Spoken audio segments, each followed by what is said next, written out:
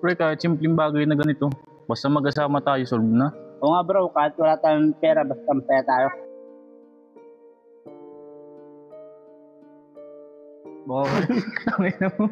Mas magandang masaya tayo palagi, no? Tol, libre ko na to. Alam mo naman, pag sobra-sobrang biyaya. Sabi bro, salamat.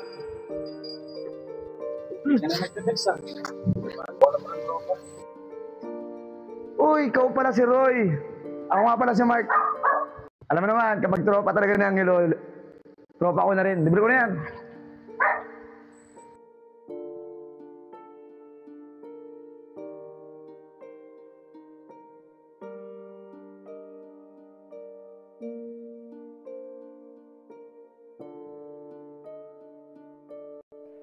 Pare, papadalas na ni Mark ah. Hindi ka na sumasama sa pangaplan natin dati ah.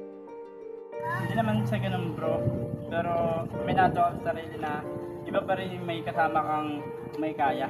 Kasi andun yung opportunity. Opportunity pa talaga, ginagamit ka lang niya. Hindi lahat ng tao gamit Roy. Hindi lahat kontento sa tinapay.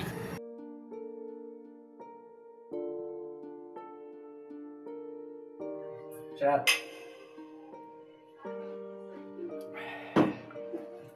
Tol, alam mo, huwag ka masyadong dikit dun sa kaibigan mo si Roy. Hindi kayo bagay ng level. Alam mo ako, matutulungan pa kita kung paano umangat. Tama nga, Mark. Siguro pa na para pumili sa inyong dalawa. Kung sino mas makakatulong sa akin umangat.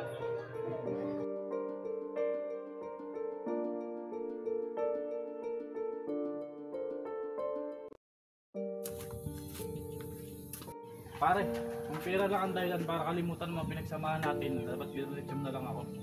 Minsan, kailangan natin piliin kung saan tayo aangat, Roy. Sorry, pero hindi ko na kaya manatili sa ganitong buhay.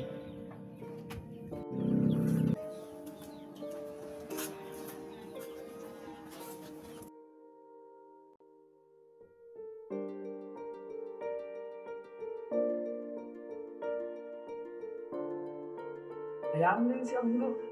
Wala natin yun eh. Sinasama naman. Wala kami nga. Ang ganda ka sa mapi mo eh. Lagi na lang yung isang pera. Mag-pera tayo. Yes. Tayo na lang sama. Hindi ko nagsasamahan. Sabi mo.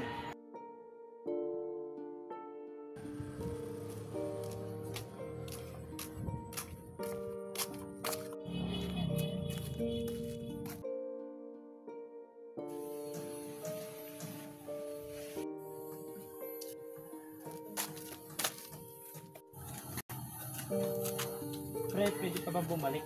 Kaya ang tiwala, parang salamin. Kahit anong dikit mo, pilit-pilit may lamat pa rin.